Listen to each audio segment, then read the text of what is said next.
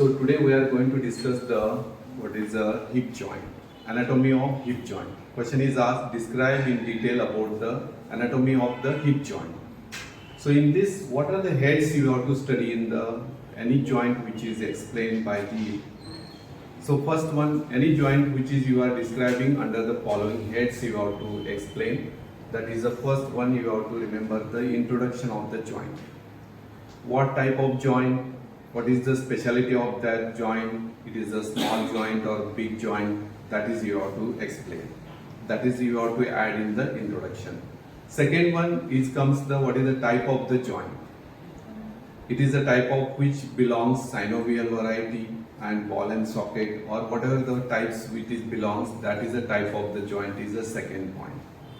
Then third is comes about the what are the articular surfaces of the bone. So what are the articular part of the bone particularly taking part in the formation of the joint? That is we have come across in the study of the bones, joint formed by this bone. Next comes about the that is the what is the stability of the joint. Means why this joint is either weaker or stronger. How you are going to explain this joint is stronger. Those points we include as a stability and the strength of the joint. Then next, the most important comes are the ligaments of the here, that is a joint. I am talking in general structures where heads you can explain these all joints. Next I am talking about the ligaments, very important. These are the most important part structures which are you have to explain detail in that is the ligaments. Next comes about the relations of the hip joint or the whatever the joint you have to know. Then next comes about the blood supply, nerve supply, movements, muscle producing movements, and clinical anatomy. So these are the more than 10 to 12 heads you have to explain the each joint. Even separate small question can be asked, that is about the what are the ligaments of the particular joint. How I have asked in the oral just now, the ligaments of the elbow, wrist and shoulder joint. Like that separate question may be asked. So in this we are going to deal today is the hip joint. When you have come across these two, hip bone and femur, there is an articulation. This joint you have to tell introduction of the hip joint. That is you have to mention about the almost all the hip bone and femur, actually head of femur articulating and forming the acetabulum with the acetabulum forming the hip joint. So you have to tell introduction. The introduction of the hip joint is, it is one of the polyaxial type of joint, and it is a ball and socket variety of joint, and it is a large joint of the lower limb, and which is we include as it having the different axis movements, so that we call as a polyaxial type of joint. This is all about the larger joint, synovial joint, and polyaxial type of joint. That is the introduction points you have to write in the hip joint. Next, going to the what is the type I have to told. This is one acetabular part which is you can see, and the cartilaginous part of the articular part of the femur. So that you have to remember these two parts where we are going to get the articulation. So that you have to tell. When you see this hip bone, this cavity we call as acetabular cavity, and this is the head of femur articulating each other and forming the hip joint. So that this acetabular cavity which is you are going to get, this is one which is acts as a cavity, and this is acts as a ball. So ball, and this is a socket. So ball and socket variety of joint. Even you can study it in the shoulder joint, that is also same. So that here this joint is very strong one, because it has to withstand all the body weight, trunk weight to the distributing to the leg by the distributing to that is the weight bearing points of the sole. So that here it is very important type of joint you have to tell. It is a ball and that is socket variety of joint, synovial variety of joint. That is the one you have to remember. That is about the type of the joint. So next, going to the articular surfaces, as I have told, this is the acetabulum of the hip bone, where you can see that this is the acetabulum of the hip bone. You are going to get the centrally deeper side we have the acetabular fossa, but that is not articular surface. But articular surface is only the articulates with the head of femur, that is the lunate surface of the acetabulum. This is related to the anteriorly, superiorly, posteriorly. Inferiorly it is not continued. So that margin inferiorly it is a deficient. So that you have to tell the articular surface, that is the lunate surface of the acetabulum. Okay. Then going to this articular part of the head articulating. This is half of the sphere of the head of the femur. Half of the sphere of the head of the femur, that is the articulating part, which is you are going to get, not total head, not neck. So that this one which is you have to remember in the articulation. So that one is formed by the articular surfaces, which is we call, one is acetabulum, this acetabular cavity which is having the lunate surface. That lunate surface is taking part in the formation of the articulation. Then head of femur, where you can see the head of femur. This is not completely, half of the sphere. That is all is taking part in the formation of hip joint. So you can see this hip joint is formed this way. So it is a polyaxial type, I have told in the introduction. So you can make this action. This is one which is you can call as movements of the anterior posterior axis. Then you can move this way, vertical axis and anterior posterior axis we are going to get. So that it is named as a polyaxial type of joint. So this is all you have to remember in the total about the articular surface. Next comes about the what is the stability of this joint. As it is, if you compare this acetabular cavity which is there, comparing with the glenoidal cavity. Glenoidal cavity is very shallow to hold the head of humerus, but here we have there is a depth of the acetabulum is more deeper to hold that is the head of femur. So that this is a comparatively ball and socket variety to the shoulder. It is a very strong joint. Okay, so that here you have to remember about this part which is yours. A joint I have told about hip joint. It is a very strong joint. Why? Because we are going to get the acetabular depth of the acetabulum to hold the head of femur. So it is a more depth and holding the head of femur, so that it is gives the stability and strength to the joint. Second point, whatever the muscle surrounding this joint, they also supports the joint. So those muscles also plays an important role in that is the stability of the joint. Then we have the many 7 ligaments which are there in the hip joint. So those will also support the strength giving to the hip joint. So I have told first one, that is depth of the acetabulum made more deeper, that is holds the head of femur very properly with the acetabular labrum. One, because that it is stability is more and it is a stronger joint. Second, I am talking about whatever the surrounding ligaments of the joint, which is also plays an important role. Then third one is surrounding muscles. Next you have to going to get the obliquity of the neck shaft angle, that also gives the strength. And in the cavity we have the atmospheric pressure, and that atmospheric pressure also plays an important role in the maintaining the stability and strength of the hip joint. So this is all about you have to remember about the stability. So I have covered the introduction, what is the type of joint, what are the articular surfaces of joint, hip joint. Then I have just now covered the why hip joint is stronger than the other ball and socket variety of joint, because these are the many factors which are responsible. I have told all these factors, that is the cavity of the acetabulum more deeper, and surrounding ligaments, surrounding muscle, and atmospheric pressure, and obliquity of the neck and shaft angle. That all will be plays an important role. Then going to the ligaments of the hip joints, we are going to get the first one, which is we are going to get the fibrous capsule. Like all joints where we are going to get, we get like a fibrous capsule. Then next we have the second ligament we are going to get, that is the one which we call as the iliofemoral ligament. Then we have the pubofemoral ligament. Then we have the ischiofemoral ligament. Then we are going to get the ligament of head of femur. We are going to get the ligament of head of femur.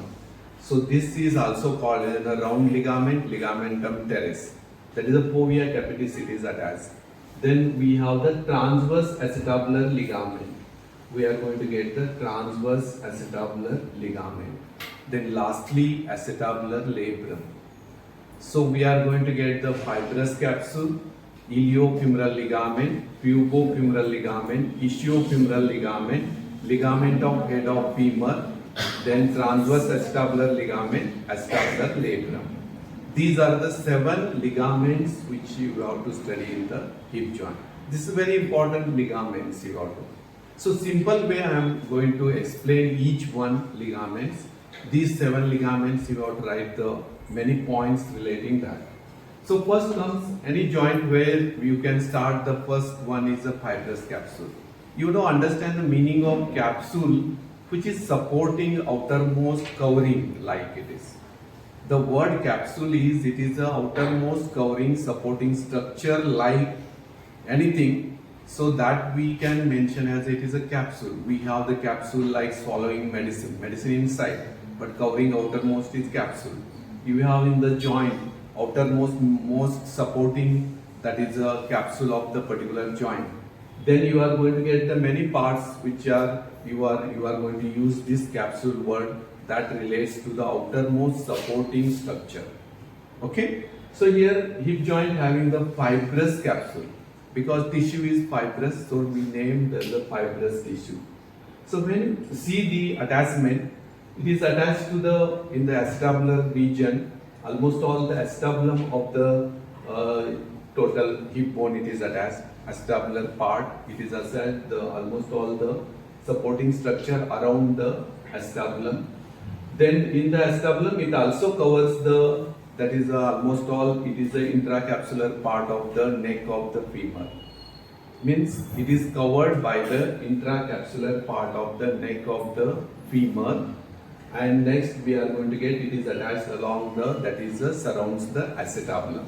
So the attachment is to the acetabulum and also covering the, whatever it covers almost all, to the intracapsular part of the neck. So you have to concentrate 5 minutes, because this is very important points I am mentioning. These are the important points we will see in the assessment of paper. These points, not all paragraph wise writing is not important. Points wise, few points you have to write capsule. This capsule attachment you can implement, you can use the ideas for the explaining other capsules of the other joints. So that here two articular surfaces, one which is acetabulum and we have the femur, head of femur. Then we have the, it is attached to the two parts. Capsule is attaching to the acetabulum and femur, head of femur. So along the acetabulum, where it is attached along the almost all the part of the acetabulum, one, and to the neck it is covering and attaching to the intracapsular part of the neck, it is covers. This we call as the articular cartilage of the femur, that is inside the acetabulum. So anteriorly in the femur, this capsule is attached to the, this is we call as the intertrochanteric line. Then posteriorly it is a 1 centimeter medial to the intertrochanteric crest. So 1 centimeter medial to the intertrochanteric crest means you have to remember. Here you can see the hip joint. In this hip joint, you have to mention the all the capsule which is surrounds here, anteriorly covering this way and posterior. So along the acetabular part, which is it is attached along the acetabulum, which is you can see. Okay. So this capsule is attached to the, this is the intertrochanteric line. So we are going to get this the intertrochanteric line. From the acetabular margin, it is attached to the intertrochanteric line. So capsule to the femur attached to the intertrochanteric line, and posteriorly 1 centimeter medial to the intertrochanteric crest. This one posteriorly we have the intertrochanteric crest. So that is a 1 centimeter medial. So that is the one which is you have to remember. In this, so that this capsule is very thick on the superior part. When you get this acetabular part, and this is a very thick on the superiorly. Because when we stand, almost all the pressure of that is withstand to this area.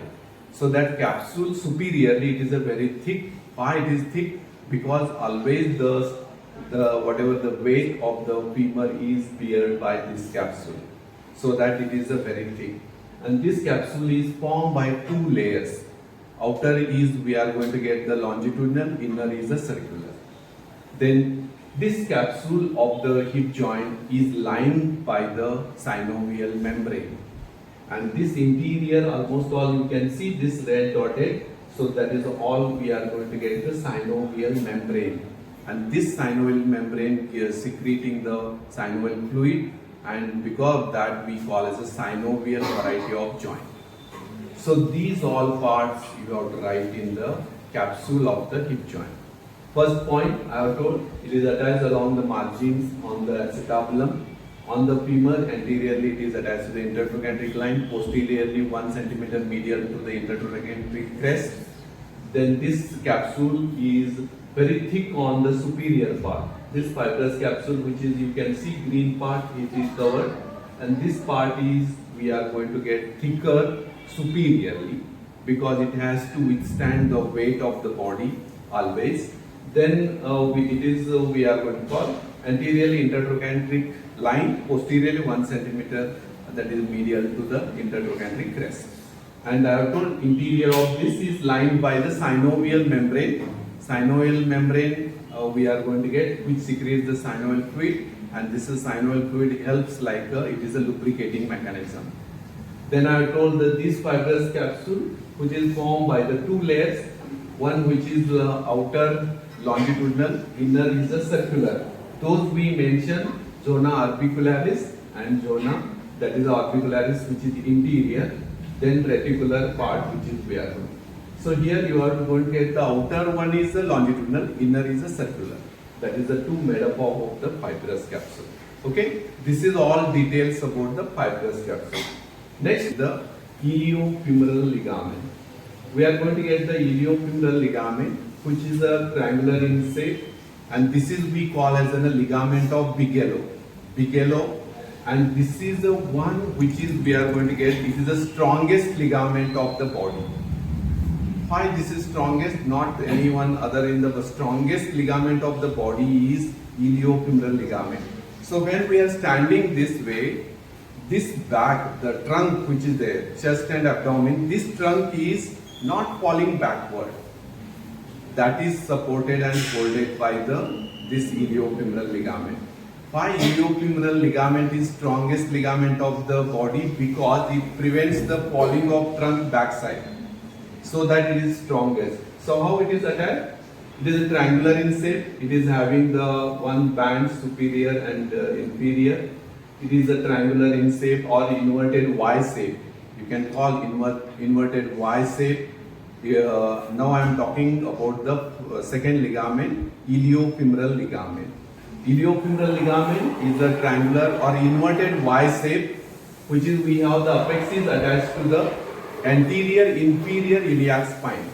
Anterior inferior iliac spine, and two bands which are you are going to get in the intertrochanteric line. So attached to the intertrochanteric line, or we are going to get that is on the anteriorly. So this ligament is supporting anteriorly. Iliofemoral ligament is present anteriorly. It is also called as the ligament of Bigelow. It is one of the strongest ligament of the body, and this is inverted Y shape. Apex is attached to the anterior inferior iliac spine, attached to the intertrochanteric line inferior to the femur. So this is the one strongest ligament of the body. Next ligament comes about the pubofemoral ligament. Pubofemoral, pubis to the femur. So that here we are going to get the pubic eminence, iliopubic eminence. One, it is also a triangular. It is supporting inferior medially. Inferior and medial it is supports. So that you are going to get this is attached to the iliopubic eminence, and it is merges with the lower band of the iliofemoral ligament. It is not attached to the any one, but it is merging this upper and lower. This lower fibers of the iliofemoral ligament, it merge, so that attachment iliopubic eminence to the lower band of the iliofemoral ligament. That is we call as the pubofemoral ligament. And it is one ligament triangular in shape. It supports inferior medially of the joint. So next comes about the ischiofemoral ligament.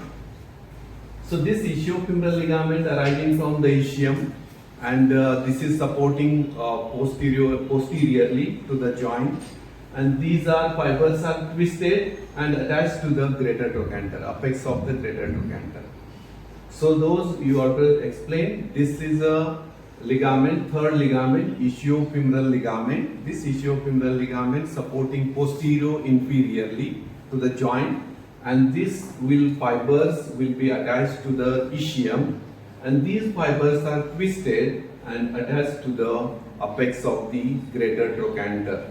That is you have to remember. And this is supporting posterior medially or posterior inferiorly. This is supporting. This is one which is you have to remember about the ischiofemoral ligament.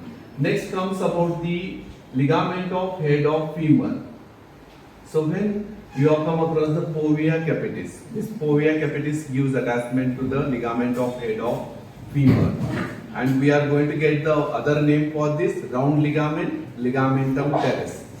Round ligament and ligament of teres and ligament of head of femur are the same. So this is attaching to the fovea capitis one, and this is attached to the margins of the acetabulum. Both the margins of the acetabulum it is attached. Next comes about the transverse acetabular ligament. It is bridges the two edges. Inferiorly acetabular cavity is deficit, so that it bridges the two ends of the acetabular notch. This is acetabular, one end attached to the acetabular notch to the one, another end attached to the acetabular notch. So this we call as a transverse. It is transverse one which is bridging the two ends of the acetabular notch. We call the transverse acetabular ligament. Lastly comes about the acetabular labrum. What is the labrum meaning? It is a fibrocartilaginous rim which attached along the margin of the acetabulum. So whenever you get the here, we are going to get the almost all the part which is here we get acetabular labrum on the upper part which is there. So when you see the hip bone, this is a hip bone. When you see this acetabular cavity, this margin of the acetabular cavity about the 2 centimeter, we are going to get again there is an attachment of the fibrocartilaginous rim. Rim means supporting which is along the margin we are going to get. So what is the acetabular labrum? It is a fibrocartilaginous rim which attached along the margin of the acetabulum, and what it does the holding of the head of femur in position, and it also makes the narrow cavity to hold the head of femur. So again here you have the fibrocartilaginous, again means it is more deeper also made, depth, and also it is making narrow cavity to hold the head of femur. So this is one which is we call as an acetabular labrum we have, and in the shoulder joint we have the glenoidal labrum. Same glenoidal labrum you have to tell is a fibrocartilaginous rim attached along the margin of the that is a glenoidal cavity. So here we are going to get the acetabular labrum. So this is all about the, you have to remember about the hip joint. What we have studied about the next point which is comes about the relations and all we are going to deal in the next lecture. So here I have covered today just introduction of the joint, hip joint. Then next I have told what is the type of joint, what are the articular surfaces of the joint, what is the strength of the hip joint. Then I have told the 7 ligament explanation in this. So those are, we are going to get fibrous capsule, iliofemoral ligament, pubofemoral ligament, ischiofemoral ligament, ligament of head of femur or round ligament, ligamentum teres. Then you have to remember about transverse acetabular ligament. Then I have told the acetabular labrum.